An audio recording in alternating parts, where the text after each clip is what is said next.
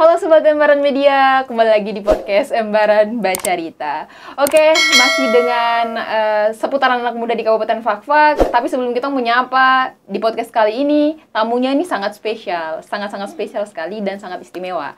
Oke, sebelum kita menyapa, yang pastinya karena kita baru selesai menyelenggarakan dan juga melaksanakan bulan suci Ramadan, saya mewakili kru yang bertugas di studio dan juga seluruh staf Embaran Media mengucapkan minal aidin wal faizin, mohon maaf lahir dan batin. Semoga kemarin ibadah puasa dan seluruh ibadah kita di bulan kemarin diterima oleh Allah Subhanahu wa taala, dan yang pastinya semoga di tahun berikutnya akan datang kita dipertemukan lagi dengan bulan Ramadan.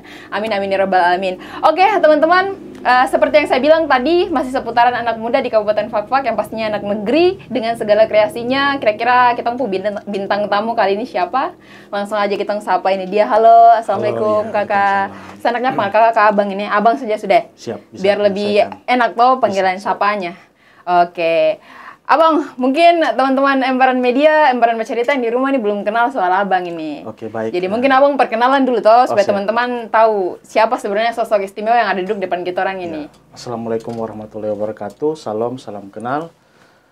Saya Muhammad Irwansyah Said Hindom, Purna Praja Angkatan 28, Institut Pemerintahan Dalam Negeri. Di sini saya ingin menjelaskan terkait seputaran buku paradoks yang sudah saya buat untuk bapak-bapak, ibu-ibu maupun saudara-saudara di luar sana yang ingin melihat lebih jauh apa sih itu buku paradoks dan pembahasannya terkait apa. Di sini akan kita bahas. Terima kasih.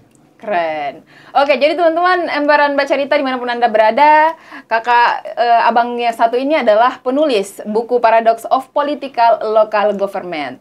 Memang sangat-sangat istimewa sekali ya. Oke, mungkin kita mengenal lebih jauh dulu ya. Sebelum kita gali-gali soal abang punya karya, buku ini kita kenal lebih jauh dulu tentang sosok penulis. Oke, ini mungkin dari latar belakang pendidikan dulu abang. Latar belakang pendidikan, pertama saya bersekolah di SDN Negeri 1 Wagom, Kabupaten Fakfak. Yang kedua, SMP Negeri Kabupaten Fakfak. Yang ketiga, SMA Negeri Kabupaten Fakfak. Selanjutnya kami diberikan kesempatan untuk melanjutkan studi S1 di Institut Pemerintahan Dalam Negeri atau yang lebih dikenal dengan IPDN. IPDN? Ya. Keren sekali ya. Terus saya ini 5 bersaudara, saya yang keempat dari pasangan Pak Said Hindom dan Ibu Ernawati Galung. Keren, ya. Pasti di belakang sosok-sosok hebat ada orang tua yang pasti hebat-hebat pula. Siap, amin. Ya. Keren.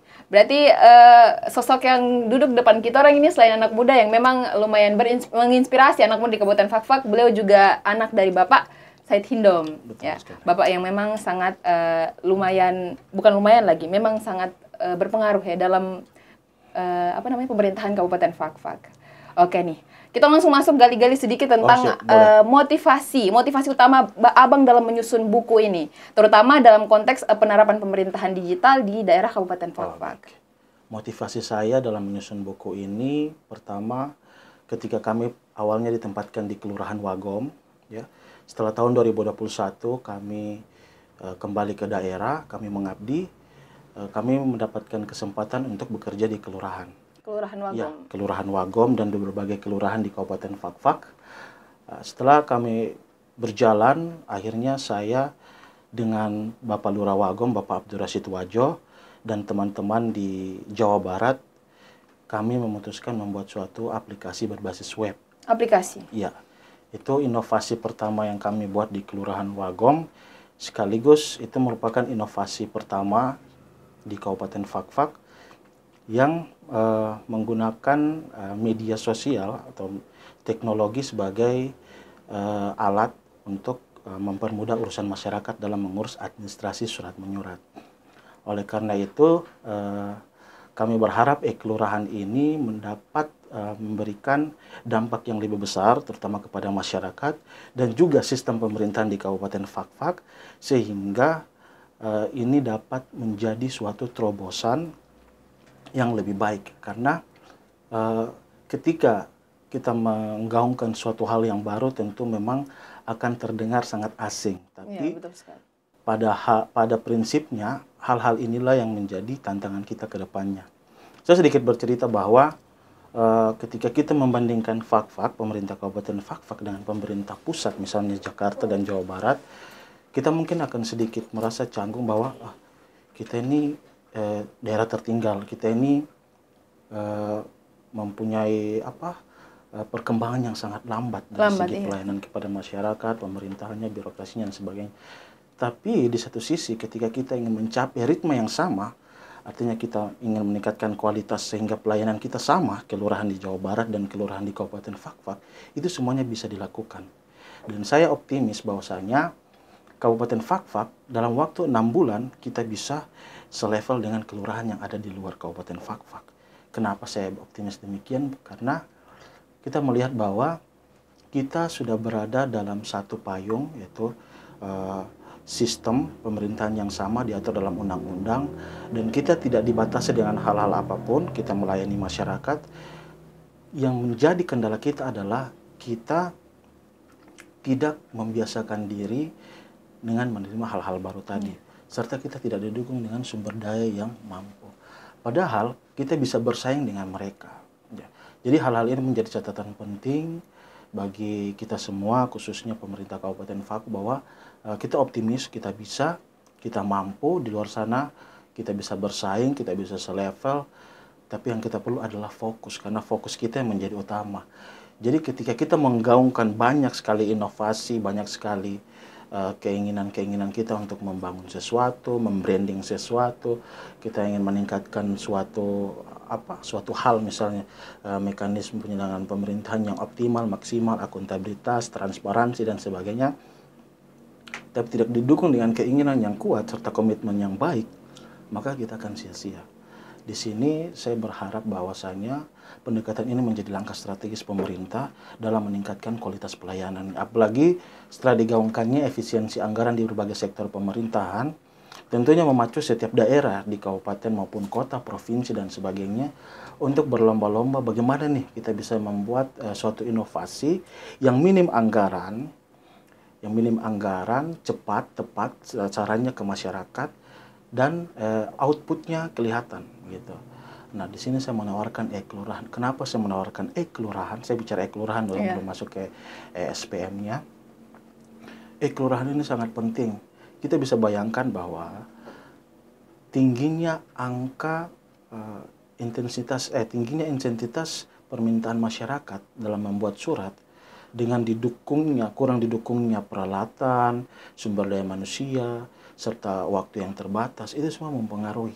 Nah, saya di sini berharap bahwa mari sama-sama kita melihat peluang ini, teknologi ini sebagai suatu jalan menuju ke pemerintahan yang lebih baik. Ya, mungkin itu.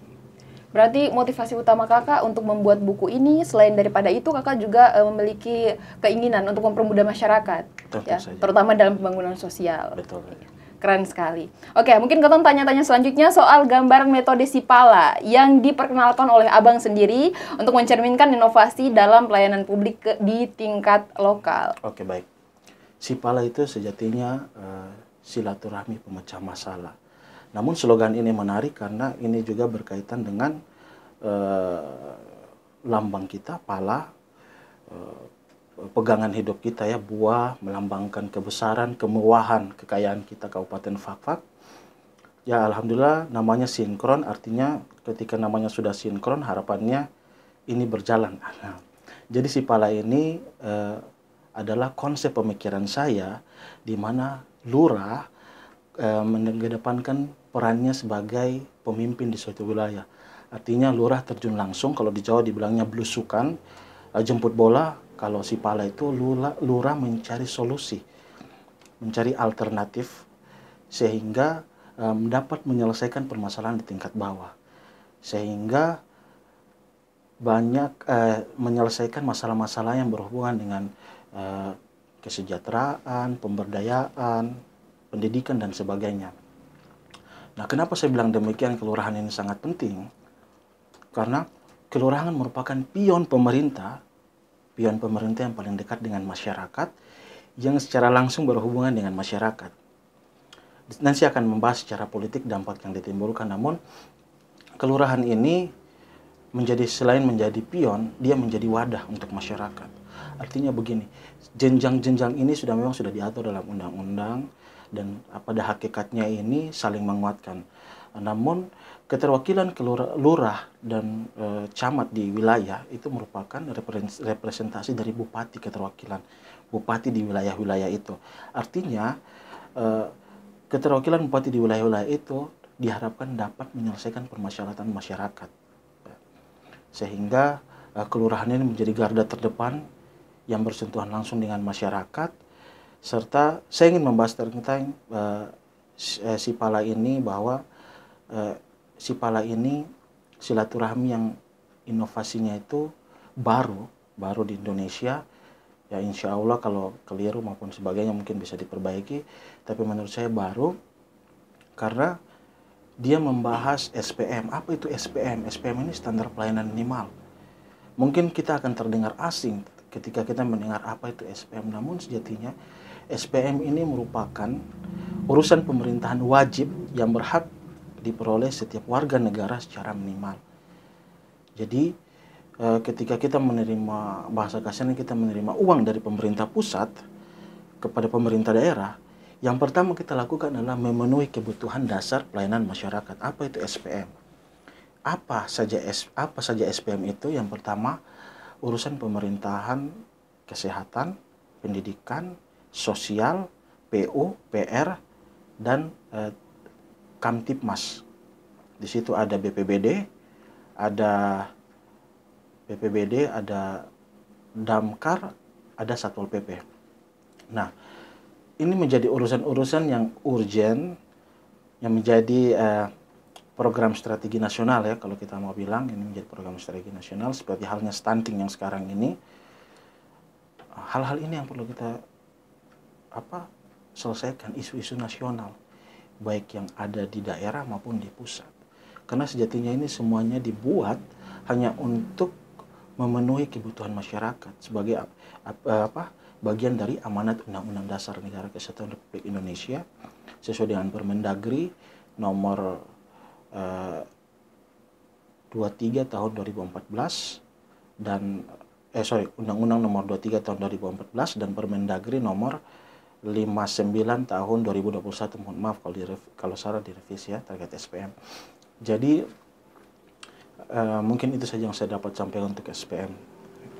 Berarti sangat menarik ya metode Sipala ini. Ya, siap, sangat menarik. Keren sekali. Oke nih, pertanyaan selanjutnya. Sebagai putra daerah asli Kabupaten Fakfak nih, bagaimana pandangan Abang mempengaruhi terhadap konsep good governance dan juga digitalisasi pemerintahan? Oke, sebagai anak negeri, kita sebenarnya mampu untuk bersaing dengan cara mengembangkan skills, kemampuan. Ketika kita mungkin di kampus kita sudah mendapatkan transfer knowledge, kita mungkin mendapatkan transfer skills di lapangan. Karena tidak semuanya ini kita mendapatkannya secara akademis di kampus, tapi bisa juga di pelatihan maupun sebagainya. Nah, ketika kita sudah mendapatkan itu dan kita melihat bahwa ada satu tren yaitu penggunaan teknologi saat ini, kenapa tidak mencoba untuk combine? Artinya kita mengkombinasikan, kita menciptakan sesuatu yang baru di masyarakat. Nah, untuk anak negeri tantangannya sangat besar. Kita sudah berdiri cukup lama ya, 120 berapa tahun itu Fakfak, tapi menjadi kabupaten tertua di tanah Papua. Bahkan Fakfak ini sudah masuk ke kategori daerah pertama kali agama Islam masuk ya kalau di tanah Papua ya. Di tanah Papua. Artinya kita ini sudah mendapatkan perkembangan zaman yang cukup signifikan ya. Jauh. Kita ya istilahnya bisa dibilang unggul karena kita duluan mendapatkan kemewahan-kemewahan itu. Namun kita mungkin mengalami sedikit keterlambatan atau ketertinggalan. Nah, itu semuanya bisa untuk dimaksimalkan kembali, didukung dengan komitmen-komitmen anak mudanya, Fakfak. Karena kita sebagai generasi Fakfak, generasi emas ini, harapannya mampu mengoptimalkan, ya, mampu menselaraskan, mampu menjaga serta membalance semuanya agar baik, ya. Karena kita ini mempunyai semboyan yang sangat luar biasa, yaitu satu tungku tiga batu. Itu sangat luar biasa. Itu pegangan hidup yang menurut saya perlu untuk dilestarikan dan dijaga, dan tidak hanya sekedar keluar dari mulut, tapi betul-betul diimplementasi ke dalam hati dan perilaku hidup kita keseharian. Nah, kalau ditanya tadi bahasanya sebagai identitas lokal, ya itu tadi identitas lokal. Kita sebagai anak negeri kita harus berbuat sesuatu. Kita tidak lagi menunggu, kita tidak lagi berdiam diri, dan harapannya untuk anak-anak muda yang ada di luar yang sedang berpendidikan maupun sedang studi, sudah selesai, mari sama-sama kita balik, kita duduk, kita kumpul, kita sharing, kita kolaborasi sehingga kita mencari alternatif solusi yang tepat, ya, sesuai dengan kemampuan kita, sesuai dengan pola hidup dan kebiasaan kita, budaya kita, untuk menghasilkan suatu inovasi atau suatu hasil yang dapat memberikan dampak besar untuk kabupaten tercinta kita Fak-Fak ini. Karena ada bahasa mengatakan bahwa kalau bukan kita siapa lagi, kalau bukan sekarang kapan lagi. Itu merupakan bahasa yang sangat dalam artinya, dan sebagai anak negeri itu merupakan tanggung jawab untuk kita semua. Berarti menurut Abang nih, secara garis besar nih, menurut Abang peran anak muda terutama anak negeri untuk Kabupaten Fak-Fak dan juga dalam pembangunan Kabupaten Fak-Fak itu sangat penting. Sangat penting. Sangat penting sekali. Berarti mari kita mengajak anak-anak muda yang anak-anak muda asli Kabupaten Fak khususnya yang sudah menjalani pendidikan di luar, mari kita balik untuk bangun kita punya kabupaten ini sama-sama. Iya. Oke nih, kita langsung masuk dalam bukunya nih ya. Nah, apa konsep utama yang dibahas dalam buku Paradox of Political Local Government ini? Buku yang dibahas ini ada tinjauan kritis implementatif Fak-Fak sebagai pemerintahan digital di Indonesia dan realisasi standar pelayanan minimal dengan menggunakan metode Sipala. Itu untuk konsep utama yang saya bahas dalam buku ini. Yang dibahas dalam buku Paradox ini. Iya. Mungkin teman-teman, Abang kalau teman-teman mau dapat buku Paradox ini dari mana ya? Karena mungkin ada juga teman-teman Embaran yang hobi membaca. Hobi membaca, baik. Iya. Kalau ingin mendapatkan buku Paradox of Political Local Government ini bisa melalui penerbit kami yaitu Bintang Semesta Book. Nanti linknya saya bagikan ya. Pada teman-teman yang berminat untuk mendapatkan e-booknya juga bisa menghubungi saya secara langsung, karena kalau menghubungi saya secara langsung berarti ada keinginan untuk tahu, karena ilmu itu hakikatnya untuk disalurkan, diberikan ya, bukan untuk disimpan. Betul sekali, betul. Iya, tadi malam saya juga sempat, karena saya dapat elektronik bukunya tadi malam, saya dikirim sama bos Embaran, saya sempat baca. Dan di dalam buku itu pada isu-isu strategis ya kedaerahan, tepatnya pada pembahasan tentang tingginya angka kemiskinan dan pengangguran terutama di Kabupaten Fak-Fak merupakan masalah yang terjadi setiap tahunnya. Nah, menurut pandangan Abang nih, apa yang harus dilakukan pemerintahan daerah untuk mengurangi masalah ini? Ada beberapa hal yang terpikirkan oleh saya terkait dengan pertanyaan ini. Tentunya mengurangi angka kemiskinan itu merupakan tanggung jawab kita bersama. Di satu sisi memang itu real tanggung jawab pemerintah, namun kita bisa melihat peluang yang besar selain dari pemerintah itu sendiri. Bahwasanya lapangan pekerjaan ini bisa dibuat apabila kita membuka peluang itu. Kita membuka lapangan pekerjaan, contoh kita berbisnis, kita memerlukan karyawan, tenaga kerja dan sebagainya. Namun kita juga harus paham bahwasanya negara saat ini, pemerintah saat ini lagi diisu-isukan bahwa wah, mencari kerja itu susah, lapangan pekerjaan itu susah, susah, semuanya susah. Nah, inilah merupakan serangkaian dari proses negara, pemerintah ini untuk senantiasa mengupgrade atau meningkatkan kualitasnya dengan menyediakan lapangan pekerjaan sehingga angka ekonomi itu stabil, naik bahkan, dan memenuhi kebutuhan masyarakat tadi ya. Karena kalau tidak punya uang, tidak bisa bersekolah, artinya tidak bisa berpendidikan, artinya kembali lagi, karena ini semuanya roda kehidupan. Iya, betul ya, roda kehidupan. Jadi semuanya selalu berkaitan. Kalau tidak punya uang, ada permasalahan sosial, dia akan berdampak kepada pendidikan. Ketika berdampak kepada pendidikan, dia akan berdampak kepada ekonomi. Ekonomi, dia akan berdampak pada kesehatan. semuanya saling berkaitan. Maka itu kelurahan seyogianya itu menjadi wadah bagi masyarakat. Mari nih, kita mungkin tidak punya uang untuk diberikan, tapi kita mempunyai alat atau kita mempunyai ide yang bisa kita salurkan. Ini loh, ini loh, ini loh, ini loh. Karena kalau kita pemerintah itu ingin masyarakatnya mandiri saja. Kita tidak ingin masyarakat itu berlarut-larut bahwa kita butuh bantuan. Kita setiap tahun harus diberikan bantuan. Kita memang pemerintah cara kerjanya seperti itu. Tapi keinginan pemerintah itu adalah kita memberikan masyarakat untuk mandiri. Kita sediakan semua lapangan pekerjaan, kita sediakan wadah-wadah yang bisa mendongkrak ekonomi, sehingga angka pengangguran dan sebagainya, angka pengangguran yang tinggi juga akan mempengaruhi tingkat kriminalitas. Karena ketika sudah tidak punya uang, kita akan berpikir aneh-aneh. Wah, kita ini begitu. Dan untuk Kabupaten Fakfak harapannya ke depannya hal itu tidak ada. Nah, kenapa kelurahan ini perlu diperhatikan ya? Di sini saya akan sedikit lebih detail ke buku karena mungkin pembahasannya topiknya terkait buku. Ya, pendidikan ini menjadi dasar yang utama yang perlu kita tekankan. Karena kedepannya kita akan menyiapkan generasi-generasi emas yang siap, yang tampil, yang unggul, dan mampu bersaing. Bersaingnya ini bukan hanya bersaing dengan manusia, kita sekarang bersaing dengan teknologi. Jadi saya merasa bahwa tantangan kita kedepannya semakin lebih tinggi, lebih banyak. Ya, lebih besar. Karena itu tadi, kita tidak mampu bersaing dengan teknologi karena mereka jauh lebih unggul dari kita.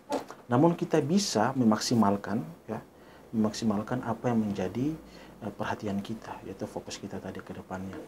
Setelah pendidikannya tadi cukup, maka kita harus memperhatikan sosial. Karena sosial ini berhubungan dengan kesejahteraan. Karena kesejahteraan ini di dalam buku itu saya membahas terkait dengan isu-isu seputaran Fakfak maupun luar, yaitu orang dengan gangguan kejiwaan ya, OJK itu ya. Mohon maaf kalau salah, kalau dikoreksi.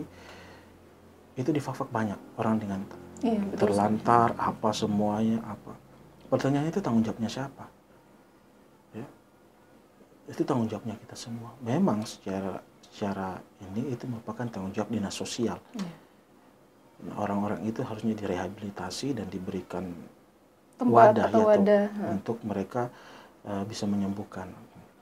Tapi ketika kita bicara ke situ, apa langkah dulu yang kita lakukan? Ya, kelurahan harus mengambil langkah dulu sebelum yang lain. Itu apa? Dia ikut mendata atau mencari pokok permasalahan tadi. Kenapa sampai bisa begini? Apakah keluarganya tidak memperhatikan? Kita melakukan pendekatan musyawarah, apakah keluarganya bahwa ini harus diperhatikan karena ini bagian dari keluarga. Memang dari segi kejiwaannya lagi terganggu dan sebagainya, tapi masih bisa diobati karena banyak yang sudah terjadi tapi bisa terobati. Karena pemulihan. Ya, pemulihan itu banyak sekali di Fakfak. Terus itu tadi sosial, kita bergeser lagi ke kesehatan, stunting. Stunting ini di Fakfak ini tinggi. Tapi saya mohon maaf, saya tidak cantumkan datanya karena saya tidak mendapatkan datanya. Namun secara real yang ingin saya sampaikan bahwa efek dari stunting ini sangat luar biasa. Kenapa? Karena dapat mempengaruhi sumber daya manusia. Bayangkan anak usia dini yang seharusnya dia mendapatkan asupan protein, makanan dan sebagainya, vitamin yang cukup. Justru dia tidak mendapatkan itu, digantikan dengan pola hidup yang kurang sehat lagi, maka selesailah. Itu tinggi badan, postur tubuhnya dan sebagainya, saya tidak bisa membahas secara terlalu teknis, tapi dampak yang ditimbulkan ini sangat besar untuk keberlangsungan tadi generasi-generasi emas. Seperti mohon maaf ya, di Afrika, di pedalaman di Papua itu kan sering kita lihat perutnya membesar, badannya kecil, kurus, perutnya membesar. Itu ciri-ciri stunting. Dan kita ingin menghindari hal-hal itu supaya di Fakfak tidak terjadi demikian. banyak hal yang mempengaruhi stunting, salah satunya budaya, pola hidup yang kurang sehat. Orang kaya pun bisa kena stunting. Kenapa? Karena pola hidupnya tidak terjaga. Dia contoh pulang kantor mungkin makan yang junk food, terus tidak makan makanan yang didukung dengan protein hewani, nabati dan sebagainya. Akhirnya kebutuhan ingredients, kebutuhan makanannya setiap hari ini tidak terpenuhi dengan baik, mempengaruhi di kesehatan. Nah, pertanyaannya kenapa saya membahas ini, meskipun secara teknis saya ini pemerintahan, namun pemerintahan ini mengurus hal-hal yang luas. Kita dituntut untuk lex generalis, artinya kita dituntut untuk tahu banyak, tahu sedikit tapi banyak. Di sini kita tahu, di situ kita tahu, di situ kita tahu, di situ. Sedikit-sedikit tidak masalah, yang penting kita tahu. Sehingga apa? Sehingga kita dapat menyelesaikan permasalahan yang berhubungan dengan penyelenggaraan pemerintahan menjadi lebih maksimal. Kalau saya ditanya, kenapa bisa bahas kesehatan? Itu bukan basic ilmu saya. Itu basic ilmu dokter misalnya, atau tenaga kesehatan dan sebagainya. Tapi di sini yang saya tekankan bahwasanya dampak yang ditimbulkan itu menjadi pekerjaan besar bagi pemerintah di kemudian hari. Oleh karena itu menjadi tanggung jawab kita bersama untuk kita selesaikan sedini mungkin. Tadi kesehatan sudah, pendidikan sudah, sosial tadi juga sudah, PU, infrastruktur. Infrastruktur ini juga menjadi salah satu hal yang perlu diperhatikan. Apalagi kita di Fak-Fak, di Papua ini kita masih, infrastrukturnya bisa dibilang masih dalam proses. Dalam proses. Ya insya Allah kedepannya lagi infrastruktur seperti kesehatan, fasilitas umum ini dapat dimanfaatkan dengan baik, karena semua berhubungan dengan masyarakat. Misalnya dalam SPM itu ada ketersediaan air bagi warga masyarakat. Lurah sebagai keterwakilan di wilayah itu menyelesaikan itu. Oh Pak, di sini tidak ada air, tidak ada ini. Kita menerima laporan itu, lurah menerima laporan itu, selanjutnya disampaikan ke instansi terkait, gitu. Infrastruktur untuk bagaimana caranya supaya air ini, drainase dan sebagainya, perpipaan ini semuanya bisa masuk ke masyarakat sehingga dapat menikmati, karena itu merupakan kebutuhan primer dan itulah kebutuhan masyarakat yang harus terpenuhi. PR juga perumahan rakyat, tentang contoh misalnya di SPM ini membahas terkait dengan kejadian alam, misalnya rumahnya terbakar, apa semua. Nah, itu kita tahu betul bahwa tempat-tempat itu perlu untuk diperbaiki, dibangun kembali. Misalnya di kelurahan daerah tebing seberang contoh. Oh, di situ ada kejadian alam dan kita sudah tahu bahwa di situ daerah rawan bencana misalnya ya. Kita tidak pernah tahu ketika batunya turun jatuh ke rumah kemana, siapa yang bertanggung jawab. Nah, oleh karena itu ya kita harus mendata itu. Oh, di sini daerah yang rawan bencana. Jadi ketika ada bencana kita sudah bisa, kita bisa mendata, artinya sekian. Karena segala macam bentuk aktivitas pemerintah ini semuanya mengeluarkan biaya, ya, mengeluarkan biaya. Kita duduk, kita rapat saja itu mengeluarkan biaya anggaran yang harus dipertanggungjawabkan. Nah, tadi PR sudah, terus kita bahas ke keamanan. Ya. Dalam SPM 6 kursan ini itu semuanya membahas terkait dengan masyarakat, kebutuhan apa semua. Yang terakhir ini tentang keamanan, Trantipmas, ketertiban umum. Saya melihat di Fak-Fak ini isu yang kita bisa pakai, kita bisa gali, yaitu kejadian-kejadian keamanan, kriminalitas di jalan, tingkat kekerasan, terus KDRT dan sebagainya, miras terutama, apa semuanya. Memang betul itu pekerjaan instansi terkait, ya.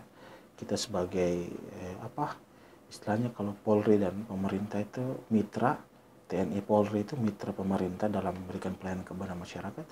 Memang sudah ada ruang-ruangnya.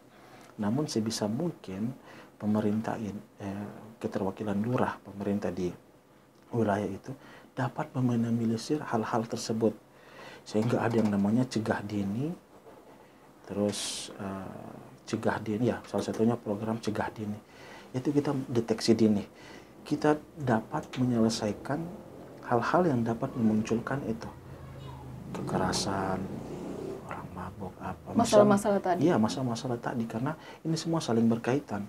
Misalnya kita melakukan patroli malam, kelurahan Wagom misalnya melakukan patroli malam di wilayah Kelurahan Wagom, yang sebenarnya kita masyarakat Fak-Fak sudah tahu, daerah sini nih sering begini, daerah sini sering begini, daerah sini sering begini. Artinya kita sudah tahu, kita secara psikologis, orang yang berbuat jahat, orang yang mempunyai pikiran jahat, ketika mereka mendapatkan sesuatu yang dapat mengganggu, ya, karena perbuatan jahat itu, mereka akan takut. Coba bayangkan kalau kita patroli malam, sirine dengan mitra kita TNI Polri di tempat-tempat itu. Artinya kita sudah melakukan cegah dini. Artinya orang yang ingin berbuat jahat dengan niat, malam ini saya akan mencuri, dia kan, waduh, ini saya tidak pernah tahu, ternyata kelurahan sekarang programnya itu setiap malam itu atau di malam-malam tertentu mereka itu patroli malam. Artinya takut, artinya mereka sudah mawas, artinya waduh, ini saya harus hati-hati, ada perasaan itu. Itu merupakan langkah pemerintah, langkah strategis pemerintah untuk mencegah hal-hal yang tidak diinginkan untuk terjadi. Karena kita sebagai mitra TNI dan Polri ini terbatas.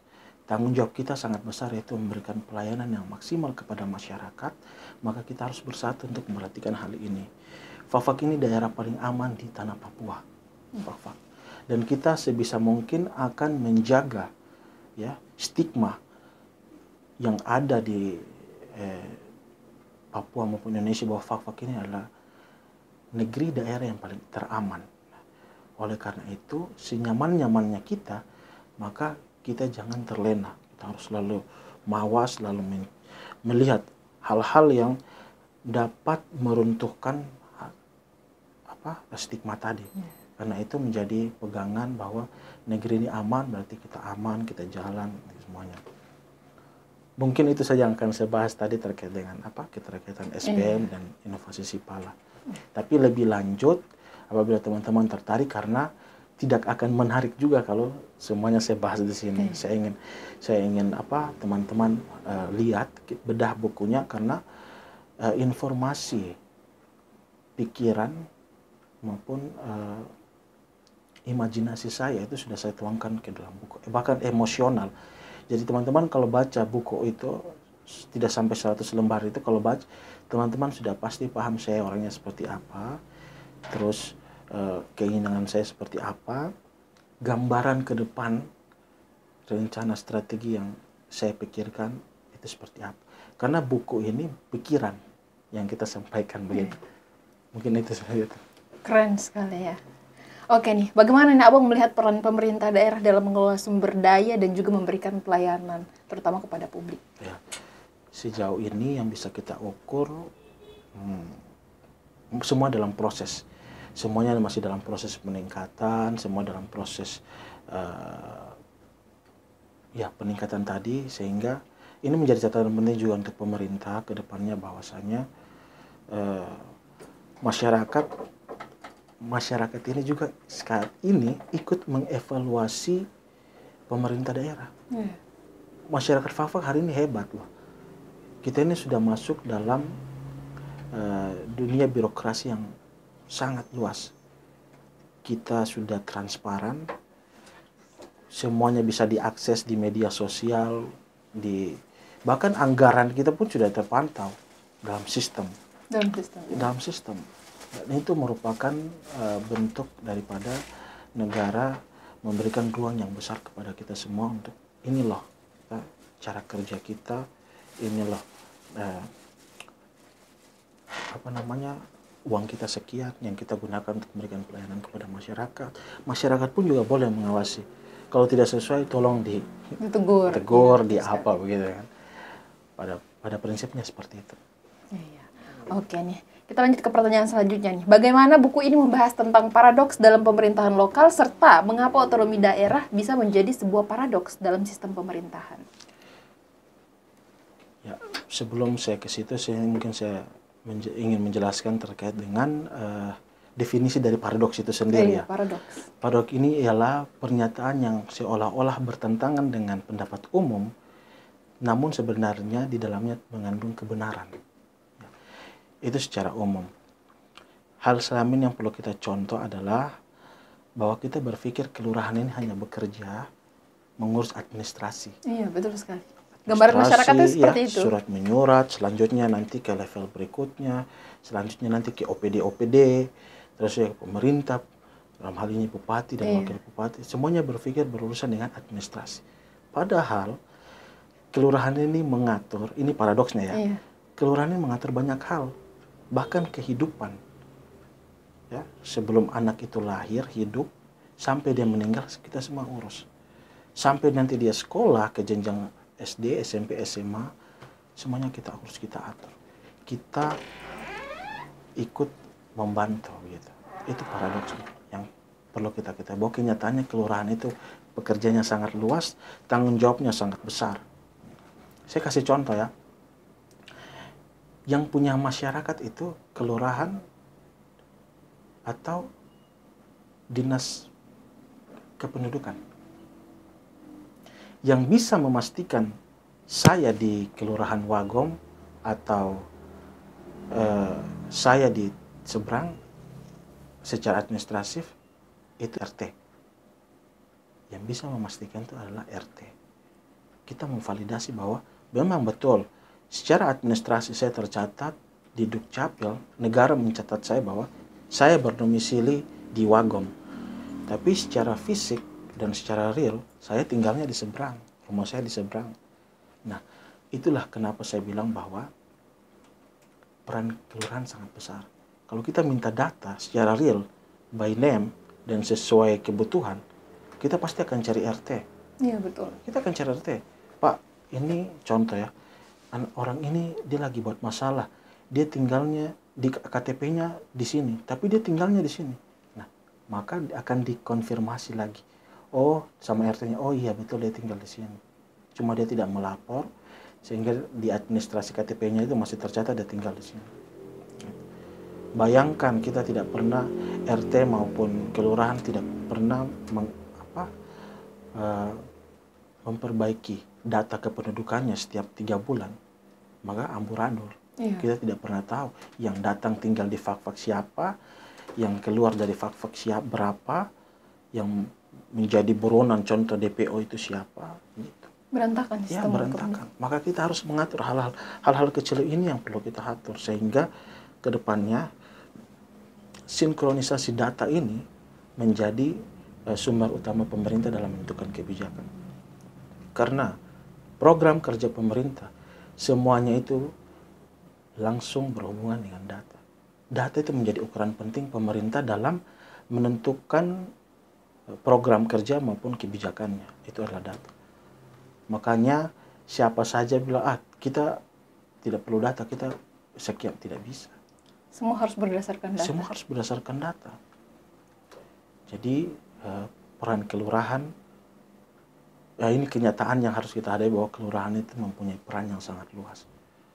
Sehingga harapannya ke depan fak-fak menjadi contoh yang baik untuk Indonesia, negara kesatuan ini, bahkan Papua Barat dan sebagainya, provinsi lain, bahwa kita semaksimal mungkin akan mewujudkan tata kelola pemerintahan yang maksimal, ya, sesuai dengan pikiran Sipala, inovasi Sipala ini, sehingga menjadi desain yang besar, yang luas, yang mencakup beberapa hal, dan yang paling penting adalah memberikan kesejahteraan bagi masyarakat. Keren sekali ya. Berarti kalau dilihat secara luas, sebenarnya kabupaten kita ini merupakan kabupaten yang cukup aman ya di Provinsi Papua Barat. Siap. Tetapi karena satu dan lain hal yang sangat disayangkan adalah perkembangan. Betul. Perkembangan pembangunan di daerah yang memang masih sangat minim ya. Iya. Oke, selanjutnya nih, berhubung abang ini anak muda yang sangat memotivasi sekali dan juga sebagai motivator, harapan abang untuk anak-anak muda Kabupaten Fak-Fak, terutama putra-putri asli daerah. Oh, siap. Harapan saya adalah bahwa kita belum terlambat, waktu terus berputar, dan apa yang terjadi di masa depan itu merupakan konsep berpikir kita saat ini. Dan satu hal lagi, kalau bukan kita, siapa lagi? Kalau bukan sekarang, kapan lagi? Mungkin itu. Terakhir nih ya bang, kata-kata motivasinya dong. Kalau kata motivasi, mungkin saya mungkin menggunakan bahasa Latin ya. Fortis fortuna adiuvat. Apa itu artinya? Keberuntungan selalu berpihak pada dia yang berani. Keren. Keren sekali. Terima kasih Abang. Abang sangat memotivasi sekali, menjadi motivator juga untuk kita anak-anak muda Kabupaten Fakfak, terutama putra-putri asli daerah. Ini buat teman-teman putra-putri asli daerah Kabupaten Fakfak, lihat nih, anak negeri. Kita juga harus, saya juga anak negeri. Kita harus terus bangkit dan berjuang ya, membangun kita punya negeri, karena seperti yang tadi Abang bilang, kalau bukan kita siapa lagi? Kalau bukan sekarang kapan lagi? Betul. Terima kasih sekali Abang. Terima kasih banyak sudah mau hadir di kita di Embaran Bacarita. Terima kasih sudah mau berbagi pengalaman kepada sobat-sobat Embaran Bacarita dan juga Embaran Media yang lagi nonton di rumah. Terima kasih banyak Abang. Untuk bukunya tadi sudah Abang sampaikan ya, kalau mau dapat dijangkau di mana mungkin silahkan ikuti yang tadi Abang sampaikan, bisa langsung hubungi Abang juga. Mau mendapatkan e-booknya pun bisa. Bisa. DM saya melalui media sosial, bisa, WA juga bisa. Artinya kalau memang serius ingin tahu tentang lebih jauh tentang buku. Boleh, gratis. Karena ilmu itu insya Allah itu dari Allah itu semuanya harus disampaikan. Iya, disalurkan ya. Tidak boleh berhenti sampai di situ saja. Tidak boleh. Ya, keren sekali. Terima kasih Abang. Terima kasih banyak. Saya tidak berhenti mengucapkan terima kasih karena saya sudah mendapatkan elektronik bukunya dan saya juga tadi malam sudah baca setengah.